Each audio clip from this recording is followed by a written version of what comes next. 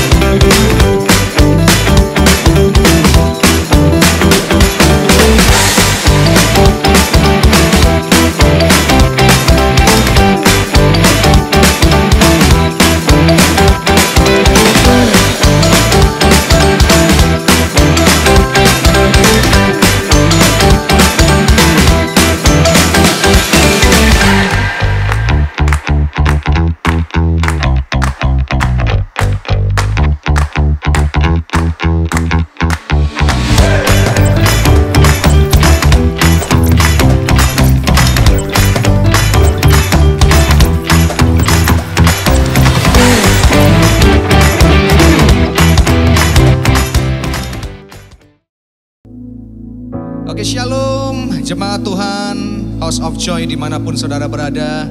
Senang sekali bisa menjumpai Bapak Ibu semua sekalian dalam keadaan yang sehat, dalam keadaan yang baik. Saya percaya bahwa semua itu karena kebaikan dan kemurahan Tuhan saudara. Dan hari-hari ini apapun yang kita lalui mungkin tidak sesuai dengan apa yang menjadi harapan dan mimpi kita, tapi percaya bersama dengan Tuhan Yesus kita bisa melakukan segala perkara saudara. Amin saudara. Mari sama-sama kita naikkan pujian ini, percaya bersama dengan Tuhan, tidak ada yang mustahil.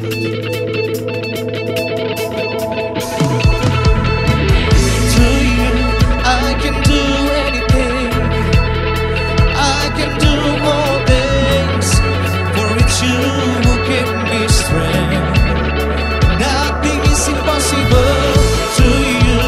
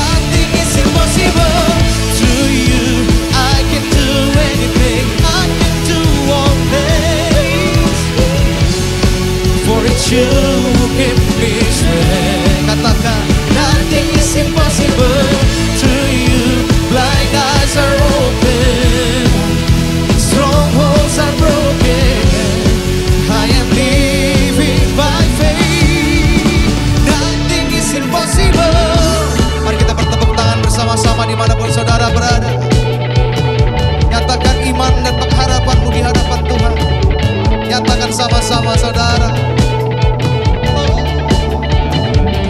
I believe, I believe, I believe, I believe in you. I believe, I believe, I believe, I believe in you. I believe, I believe, katakan. I believe, I believe in you. I believe, I believe, I believe, I believe. Come on. I believe, I believe, I believe, I believe in you. I believe, I believe, I believe, I believe in you. To you, I can do anything. I can do all things. For which you give me strength. Nothing is impossible to you. Blind eyes are open. Strongholds are broken. I am living by faith. Nothing is impossible. I believe, I believe, I believe, I believe in you. I believe, I believe, I believe, I believe. Come on. I believe, I believe, I believe, I believe in you. Sekali lagi. Believe, I believe, I believe, I believe in you.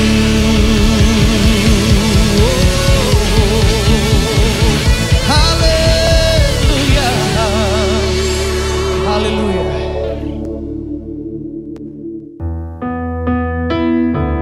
Kami menyadari Tuhan bahwa apalah arti hidup kami tanpa kehadiran-Mu Tuhan. Sungguh kami membutuhkan Engkau menyertai setiap langkah kami Tuhan.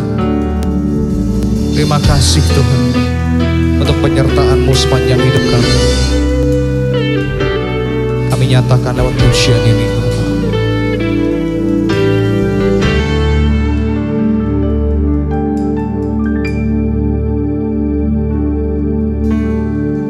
Kemanakah kami mencari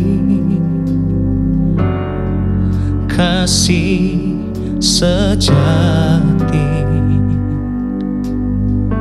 Kemanakah kami berseru saat badai datang menderu? Yang kami tahu hanya Kau yang mampu pulihkan segala sesuatu. Kemanakah kami mencari kasih yang sejati, kasih sejati? Kemanakah kami berseru saat badai datang menderu? Yang kami tahu hanya Kau yang mampu, amin, pulihkan segala sesuatu. Kami perlukan keajaiban-Mu. Kami butuhkan sentuhan tangan-Mu. Kami tak dapat jalan sendiri. Kami perlu Kau Tuhan.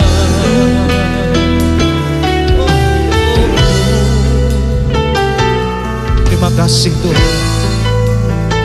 Mari sama-sama naikkan pujian ini saudara.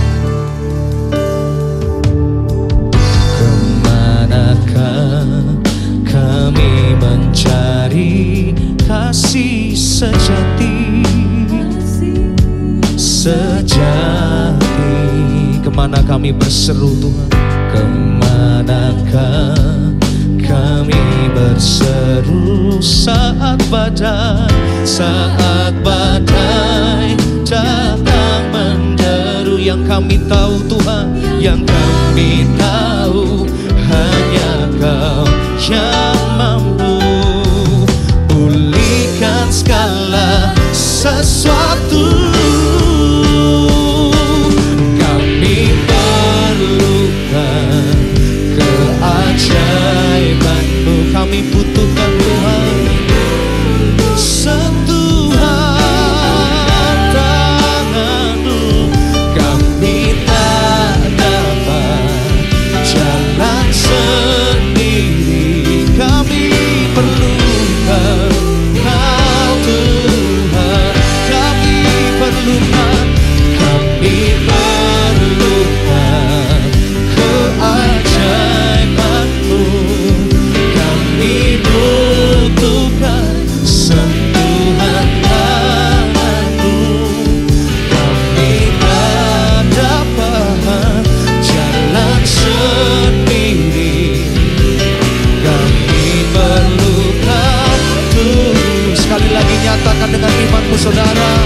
Kami perlukan Tuhan. Kami butuhkan sentuhan tangan-Mu. Kami tak dapat jalan sendiri. Katakan, kami perlukan Tuhan.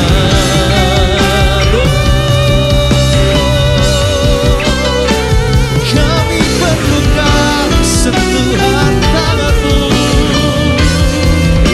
Terima kasih Tuhan untuk penyertaan-Mu, tak membiarkan kami untuk jalan sendiri Bapa. Satu-satunya yang kuandalkan, katakan, satu-satunya yang ku percaya. Engkau sumber kekuatan, sumber pengharapan, sumber kedamaian. Satu-satunya yang kuandalkan, satu-satunya yang ku percaya. Engkau Tuhan memberkati, Tuhan menyembuhku, Tuhan memulihku. Sekali lagi saudara katakan, satu-satunya yang kuandalkan, satu-satunya yang ku percaya. Katakan, Engkau sumber kekuatan, sumber pengharapan, sumber kedamaian. Oh, satu-satunya yang kuandalkan, satu-satunya yang ku percaya. Engkau Tuhan memberkati, Tuhan menyembuhku, Tuhan memulihku. Mari dengan iman katakan sama-sama, satu-satunya yang kuandalkan, satu-satunya yang ku percaya.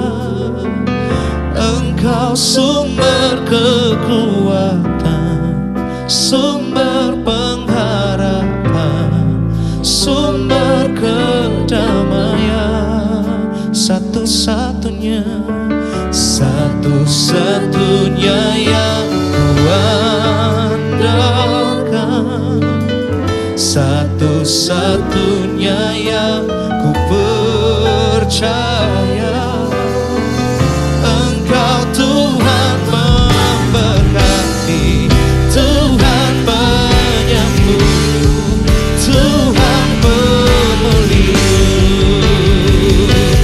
Oh, satu-satunya yang kuandalkan, satu-satunya yang ku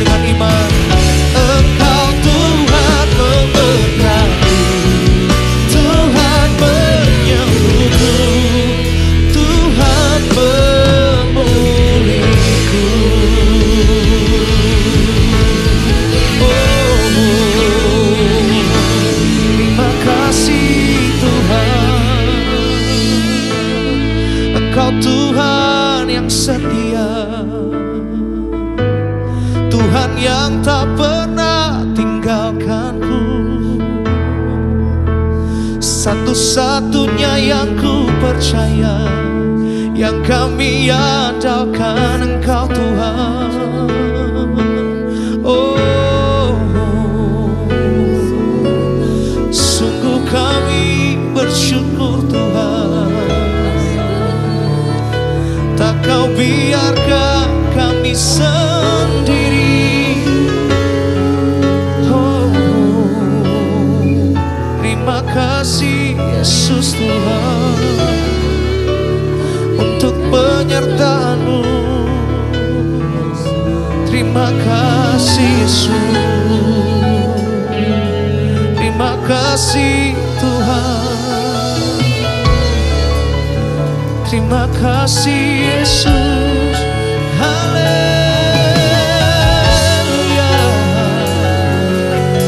haleluya, terima kasih Tuhan.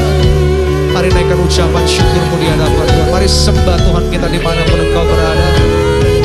Terima kasih Tuhan, terima kasih Yesus untuk penyertaan-Mu.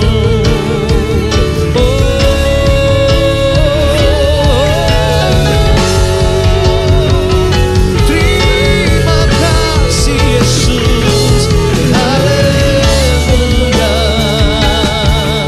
Terima kasih Tuhan, terima kasih Yesus untuk kesetiaan-Mu, untuk kebaikan-Mu. Terima kasih Tuhan, haleluya.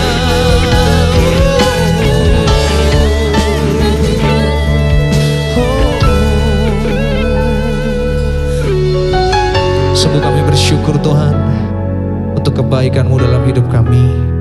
Kami sadar kami terbatas tanpa Engkau Tuhan. Kami sadar kami manusia membutuhkan Engkau lebih dari segalanya Tuhan. Ajar kami untuk mengandalkan Engkau menjadi satu-satunya yang menjadi jalan keluar buat setiap kami Bapa. Mari Tuhan Yesus, sebentar kami mau diberkati lebih lagi lewat firman-Mu Tuhan. Jamah setiap kami, tegur setiap kami Tuhan, supaya kami kembali kepada jalan-Mu yang benar Bapa. Terima kasih Bapa. Di dalam nama Tuhan Yesus kami berdoa dan mengucap syukur. Amin.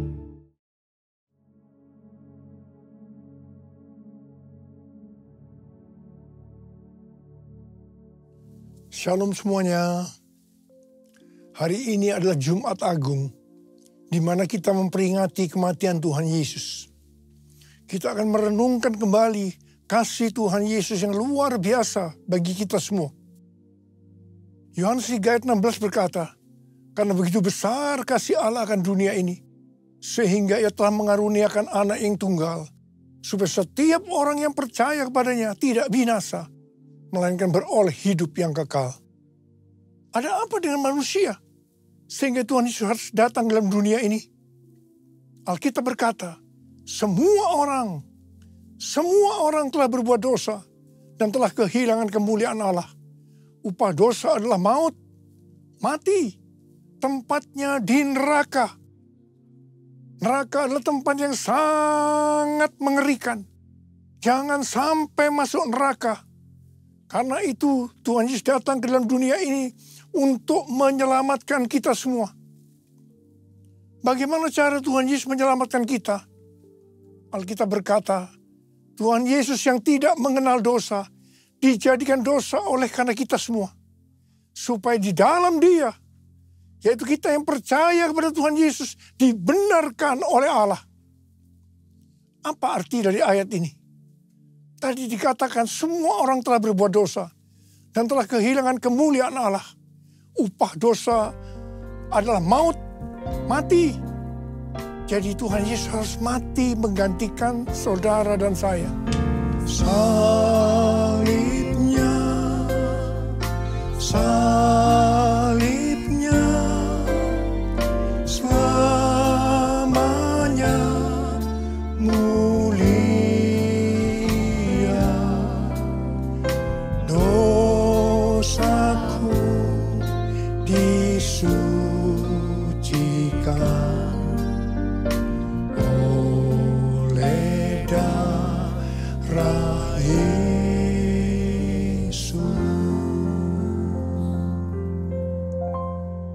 Kalau kita melihat cara mati Tuhan Yesus, saya katakan sangat-sangat tidak manusiawi. Alkitab menuliskan ada 10 tahap penderitaan Tuhan Yesus. Dari Taman Getsemani sampai Golgota. Sangat mengerikan. Tahap yang pertama, ketika berada di Taman Getsemani, Tuhan Yesus berdoa kepada Bapa dalam keadaan ketakutan. Sampai peluhnya seperti tetes-tetes darah yang jatuh ke tanah. Pada saat itu seorang malaikat turun untuk menguatkan Tuhan Yesus. Tuhan Yesus berdoa kepada Bapa, "Ya Bapakku, jikalau sekiranya mungkin, biarlah cawan ini lalu daripadaku. Tetapi jangan seperti yang ku kehendaki, melainkan seperti yang kau kehendaki." Tuhan Yesus berdoa 3 kali kepada Bapa, tapi Bapa tidak menjawab.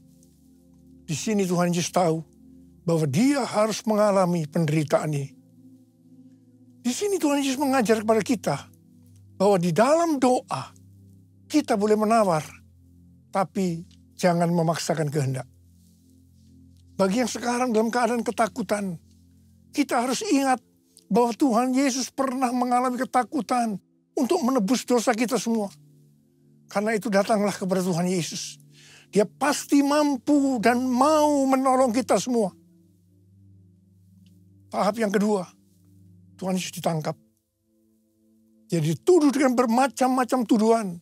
Diludahi, mukanya ditinju, dipukul. Tapi Tuhan Yesus tidak membalas. Di sini Tuhan Yesus mempraktekkan apa yang dia ajarkan kepada kita. Agar kita mengasihi dan berdoa bagi orang-orang yang membenci kita. Mengutuk kita, mencaci maki kita. Jikalau kita hanya mengasihi orang-orang yang mengasihi kita, apa jasa kita? Karena orang-orang berdosa pun juga mengasihi orang-orang yang mengasihi mereka.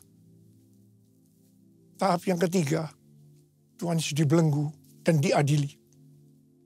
Waktu Tuhan Yesus diadili oleh Pilatus, ternyata tidak didapati kesalahan yang membuat Tuhan Yesus harus dihukum mati. Sementara itu orang-orang Yahudi terus berteriak-teriak supaya Tuhan Yesus dihukum mati. Salibkan dia! Salibkan dia! Akhirnya Pilatus menyerahkan Tuhan Yesus untuk disalibkan. Tahap yang keempat, Tuhan Yesus dicambuk. Proses awal dari penyaliban, jubah Tuhan Yesus dibuka dan dihukum cambuk. 2 algojo bergantian menghunjamkan cambuk ke punggung Tuhan Yesus. Ujung cambuk itu terbuat dari potongan tulang dan potongan besi. Tiap kali cambuk itu dihunjamkan ke punggung Tuhan Yesus, itu menimbulkan luka yang dalam. Tuhan Yesus berteriak-teriak kesakitan. Darah Tuhan Yesus bercucuran. Tuhan Yesus bermandikan darah. Tahap yang kelima, kepala Tuhan Yesus diberi mahkota duri. Duri ditancapkan di kepala Tuhan Yesus dengan cara dipukul. Sakitnya luar biasa. Darah bercucuran. Tahap yang keenam, Tuhan Yesus memikul salib. Dalam kesakitan, berlumuran darah, ditambah semalaman Tuhan Yesus tidak tidur. Tuhan Yesus harus memikul salibnya. Tuhan Yesus jatuh, bangun, karena dia tidak kuat. Maka Simon dari Kirene disuruh menggantikannya. Tahap yang ketujuh, tangan dan kaki Tuhan Yesus dipaku. Sakitnya luar biasa. Darah bercucuran. Tahap yang kedelapan, Tuhan Yesus digantung di atas kayu salib. Pada saat itu Tuhan Yesus menderita secara lahir maupun batin. Secara lahir dia merasakan sakit yang luar biasa di sekujur tubuhnya. Dan juga merasa sesak karena ada cairan yang menekan jantungnya. Secara batin, Tuhan Yesus menderita karena Tuhan Yesus melihat semua orang yang lalu lalang menghujat dia. Ahli-ahli Taurat, tua-tua, imam-imam menghujat dia. Bahkan salah satu penjahat di sebelahnya juga ikut menghujat. Tahap yang ke-9, Tuhan Yesus merasa ditinggalkan oleh Bapa. sekitar jam 12 siang sampai jam 3 petang, tiba-tiba langit di sekitar Golgota menjadi gelap. Tuhan Yesus gelisah. Dan dia berteriak, Eli, Eli, lama sabachthani. Allahku, Allahku, mengapa engkau meninggalkan aku? Tuhan Yesus merasa ditinggalkan oleh Bapa. Orang yang berdosa pada hakikatnya dipisahkan dari Bapa. Jadi untuk menebus orang yang berdosa, maka Tuhan Yesus harus merasakan ditinggalkan oleh Bapa. Dipisahkan dari Bapa. Saya percaya ini adalah puncak penderitaan Tuhan Yesus. Penderitaan lainnya tidak ada artinya dibandingkan merasa ditinggalkan oleh Bapa. Bagi saya, kalau saya tidak bisa merasakan hadirat Tuhan, itu adalah hal yang paling berat dalam hidup saya.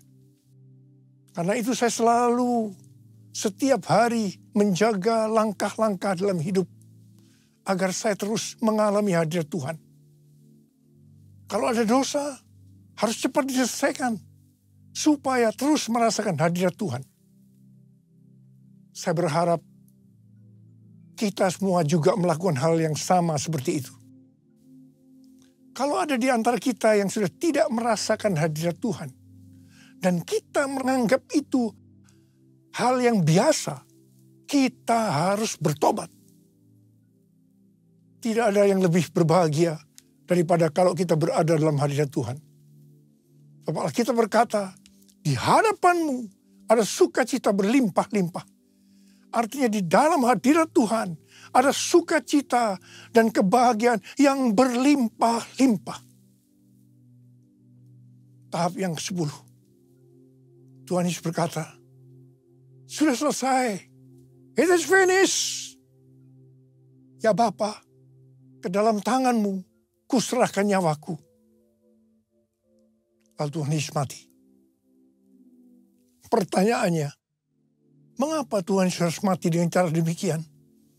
Mengapa tidak dengan cara yang mudah? Dipenggal kepalanya, selesai. Mengapa Tuhan Yesus harus mati dengan bermandikan darah? Alkitab katakan, tanpa penumpahan darah. Tanpa penumpahan darah, tidak ada pengampunan dosa. Untuk mengampuni dosa saudara. Dosa saudara, dosa saya. Tuhan Yesus harus mati dengan cara demikian. Selain itu, apalagi yang Alkitab katakan dengan cara mati Tuhan Yesus yang seperti itu. Yang pertama, penyakit kitalah yang ditanggungnya. Yang kedua, penderitaan kita yang dipikulnya. Dan oleh bilur-bilurnya kita disembuhkan. Tak terukur kasih-Mu Yesus, Kau telah mati gantikan diriku. Kau curahkan darah-Mu untuk tebus dosaku. Layaklah Kau Tuhan dipuji dan disembah dengan segenap hatiku. Layaklah Kau Tuhan dipuji dan disembah dengan segenap jiwa ragaku. Dengan segenap jiwa ragaku. Tuhan Yesus mati karena dosa-dosa kita. Dia dikuburkan. Tapi pada hari yang ketiga, Dia dibangkitkan. Haleluya! Tuhan Yesus tidak selamanya mati. Tapi pada hari yang ketiga, Tuhan Yesus dibangkitkan. Apa yang Alkitab katakan kalau sampai Tuhan Yesus tidak bangkit? Yang pertama, sia-sialah pemberitaan firman Tuhan. Saya di sini memberitakan firman Tuhan. Tidak ada artinya. Sia-sia. Tetapi puji Tuhan, Tuhan Yesus hidup. Tuhan Yesus bangkit. Pemberitaan firman Tuhan menjadi tidak sia-sia. Hal yang kedua, kalau sampai Tuhan Yesus tidak bangkit, sia-sialah kepercayaan kita. Dan kita akan tetap mati di dalam dosa-dosa kita. Demikian juga dengan orang-orang yang mati di dalam Tuhan. Mereka akan tetap binasa. Tetapi puji Tuhan, Tuhan Yesus bangkit. Kita tidak akan mati di dalam dosa-dosa kita. Tetapi kita akan bersama-sama dengan Tuhan Yesus selama-lamanya. Haleluya. Hal yang ketiga, kalau sampai Tuhan Yesus tidak bangkit, kita adalah orang-orang yang paling malang dari segala manusia. Tetapi puji Tuhan, Tuhan Yesus bangkit. Kita bukan orang-orang yang paling malang, tetapi justru orang yang paling beruntung dari segala manusia. Ada berapa banyak orang-orang yang paling beruntung dari segala manusia? Boleh angkat tangan kita. Sebab Dia hidup, ada hari esok.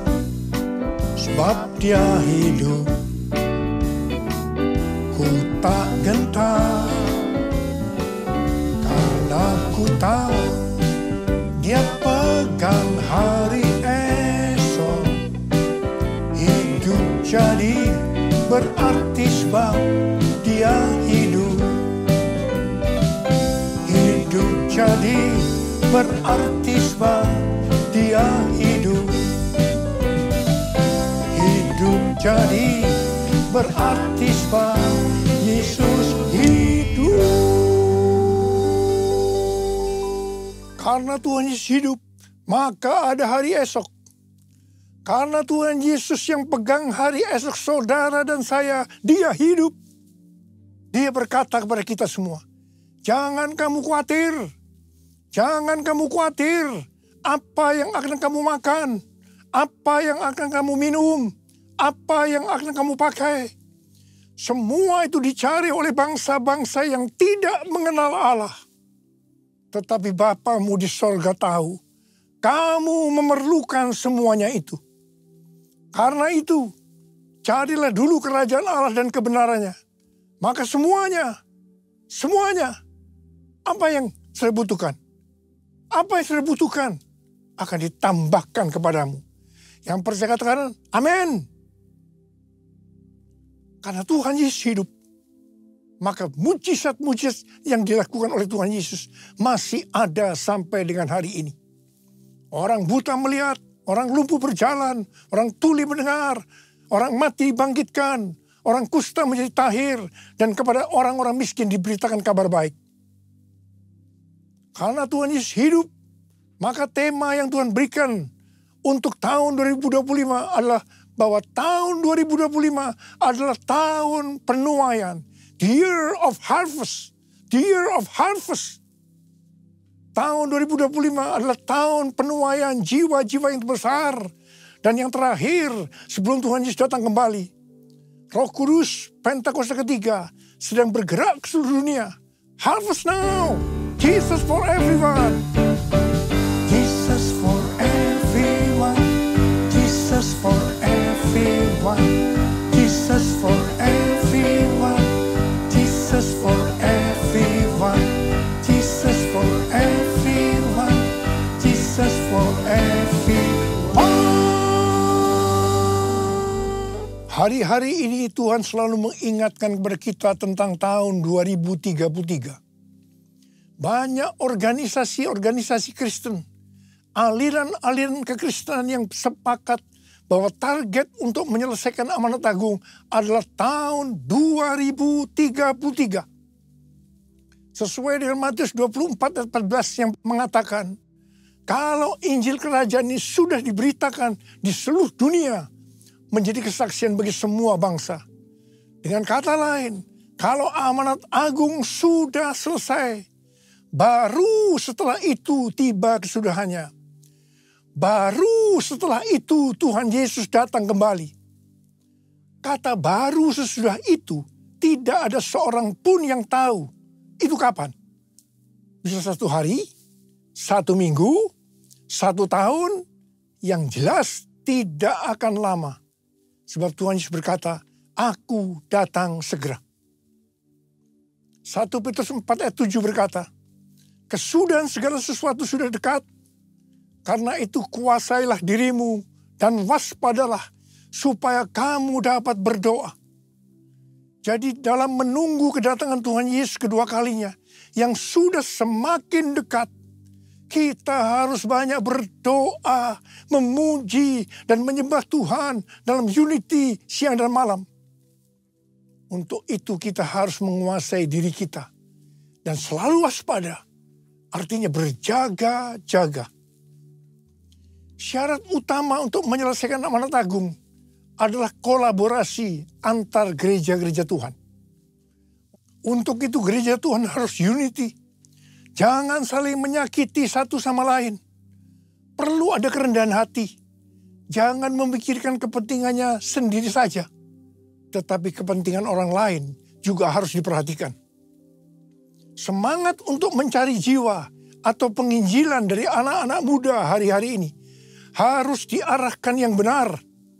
Bukan diarahkan menginjil di gerejanya orang lain dengan cara yang tidak beretika. Ingat, iblis kalau tidak bisa menghambat penuaian jiwa, dia justru akan mendorong supaya penuaian jiwa terjadi dengan cara-cara yang tidak beretika, supaya terjadi kekacauan, sehingga kolaborasi tidak terjadi. Akibatnya akan menghambat penyelesaian amanat agung. Motivasi dalam penuaian jiwa harus jelas bahwa itu untuk menyelesaikan amanat agung. Sebab Tuhan Yesus akan datang segera. Motivasinya bukan supaya gereja saya kelihatan hebat, paling benar, terkenal. Saya terkesan dengan kesaksian Pendeta Ruben Adi, Ketua Umum GBI. Dia diberi nasihat oleh ayahnya, Pendeta Julius Ishak. Jangan berusaha jadi pendeta yang terkenal, tapi jadilah pendeta yang masuk surga. Amin. Di menara doa pelayanan Jumat kita, banyak dari sinode-sinode lain yang datang. Saya selalu mengatakan bahwa saya tidak akan mengGBI-kan Anda. Anda tetap di sinode masing-masing. Dan mari kita berkolaborasi untuk menyelesaikan amanat agung. Satukan kami ya Tuhan, bersama dengan tali yang tak putus. Satukan kami ya Tuhan, bersama dengan kasih sempurna. Allah kami satu, Raja pun satulah. Tubuh Kristus satu, sebab itu ku nyanyi. Tahun 2025 adalah tahun penuaian berkat secara materi. Pesan Tuhan yang sangat kuat kepada kita untuk mengalami penuaian berkat secara materi, yaitu kita harus memberikan persepuluhan. Persepuluhan masih berlaku sampai hari ini. Kalau ada orang yang berkata bahwa persepuluhan adalah tidak relevan untuk zaman ini, dengan alasan yang pertama, persepuluhan adalah bagian dari hukum Taurat. Yang kedua, pada zaman anugerah ini, memberi kepada Tuhan tidak dibatasi persepuluhan saja, tapi semau-maunya. Berapa yang mau diberikan, termasuk mempersembahkan seluruh hidup kita. Apakah pendapat ini benar? Jawabannya, ini tidak benar. Yang jelas, persepuluhan dimulai oleh Abraham yang memberikan persepuluhan kepada Melkisedek sebagai gambaran pemberian kepada Kristus. Ini zaman sebelum hukum Taurat. Persepuluhan adalah jumlah minimal yang harus dipersembahkan kepada Tuhan. Nah kalau yang minimal ini saja dipermasalahkan atau ditolak, apalagi yang lebih besar, bahkan mempersembahkan seluruh kehidupan ini. Itu bohong. Persepuluhan kita berikan karena kita mengasihi Tuhan. Dia terlebih dahulu mengasihi kita. Dia memberikan hidupnya untuk kita. Masakan kita tidak akan memberi kepada Tuhan? Bahkan seluruh hidup kita persembahkan kepada Tuhan. Jadi sekali lagi, saya katakan bahwa persepuluhan masih berlaku sampai hari ini. Sesuai dengan Maliakhi 3 ayat 8 sampai dengan 12. Kalau kita mempersembahkan persepuluhan, maka kita akan diberkati berlimpah-limpah. Kita akan disebut berbahagia karena kita akan bersuka cita. Haleluya. Pembayaran persembahan persepuluhan menyenangkan hati Allah. El Shaddai, El Shaddai, Allah Maha Kuasa. Dia besar, Dia besar, El Shaddai mulia. El Shaddai, El Shaddai, Allah Maha Kuasa. Berkat-Nya melimpah, El Shaddai. Berkat-Nya melimpah, El Shaddai.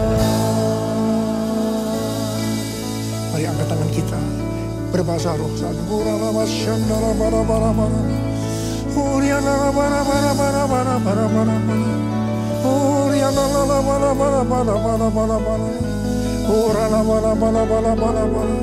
Tuhan, memasuki tahun 2025, tahun yang sulit ini Tuhan. Hamba-Mu tahu berkat-Mu melimpah buat anak-anak-Mu. Mereka yang memberikan persepuluhan akan Tuhan berkati berlimpah, limpah, limpah. Terima, terima, terima, terima, terima, terima, terima. Tuhan, makasih Tuhan. Terima kasih, terima kasih, terima kasih, terima kasih. Terima kasih, terima kasih Bapak. Terima kasih. Dalam nama Yesus, haleluya. Amin.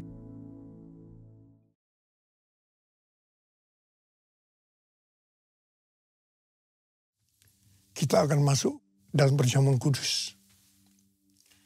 Kita akan mengingat ayat ini. Sebab setiap kali kamu makan roti ini dan minum cawan ini, kamu memberitakan kematian Tuhan sampai Ia datang.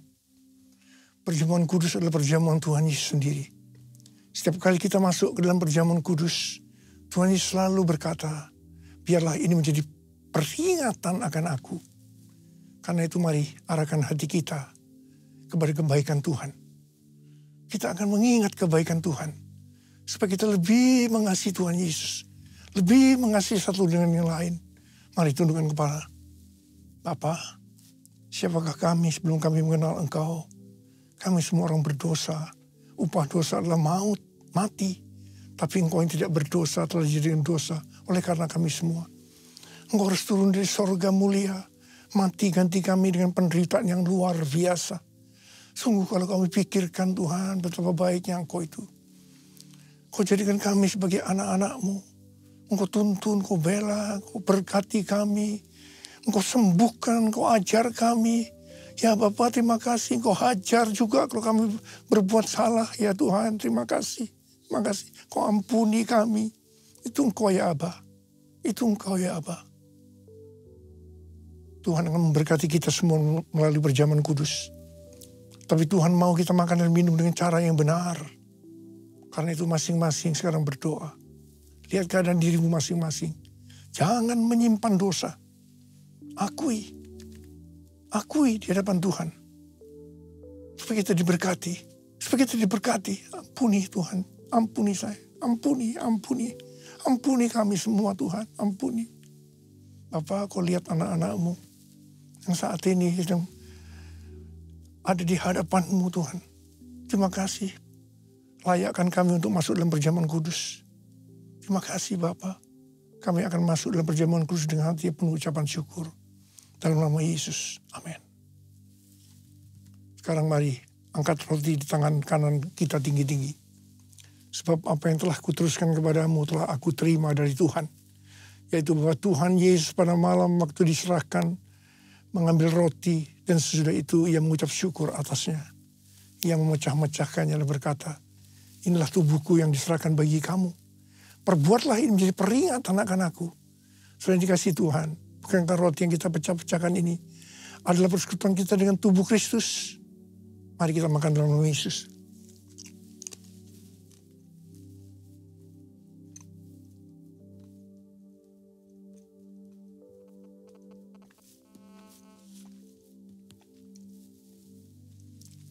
Angkat cawan di tangan kanan kita tinggi-tinggi. Demikian juga ia mengambil cawan sesudah makan lalu berkata, cawan ini adalah perjanjian baru yang dimeteraikan oleh darahku. Perbuatlah ini setiap kali kamu meminumnya menjadi peringatan akan aku. Selain kasih Tuhan, bukankah cawan pengucapan syukur yang atasnya kita ucapkan syukur adalah persekutuan kita dengan darah Yesus. Mari kita minum dalam nama Yesus.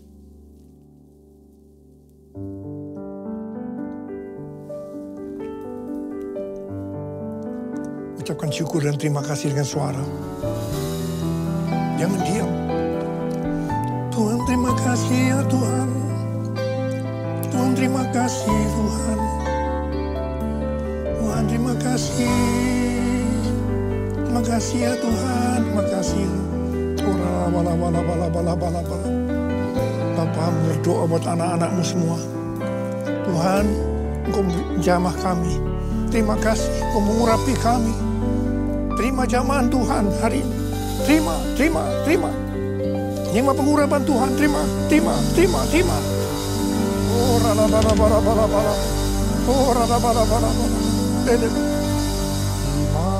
kasih Yesusku.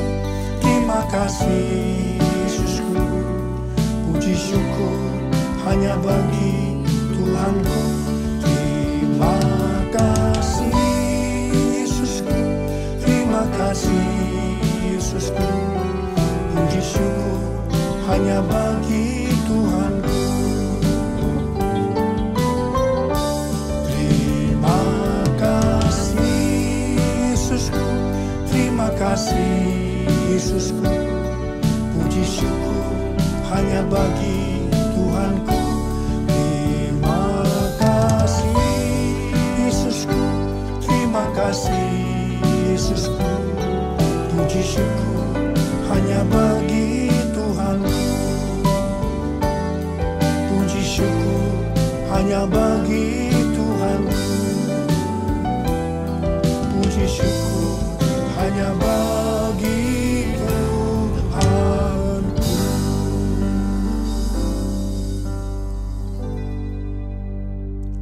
Sekarang terimalah berkat Tuhan. Kasih karunia berlimpah-limpah daripada Allah Bapa dalam Anak yang tunggal Yesus Kristus. Persekutuan yang manis dengan Roh Kudus menyertai kita semua mulai hari ini sampai Tuhan datang menjemput kita di awan-awan dan bahkan sampai selama-lamanya. Yang percaya bersama-sama katakan amin.